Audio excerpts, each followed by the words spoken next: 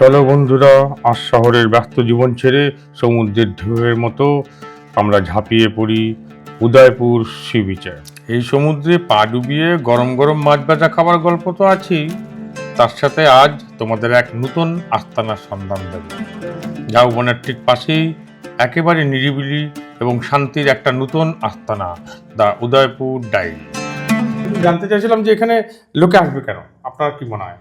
আপনি যদি আমার এখানে আসেন আর কি, বা আপনি বা যারা আর কি আসবেন এখানে, প্রথম হচ্ছে আপনারা একটা গ্রামের ফ্লেভার পাবেন, একদম টিপিক্যাল জেলেদের গ্রাম কিন্তু এটা, তার সাথে সমুদ্র।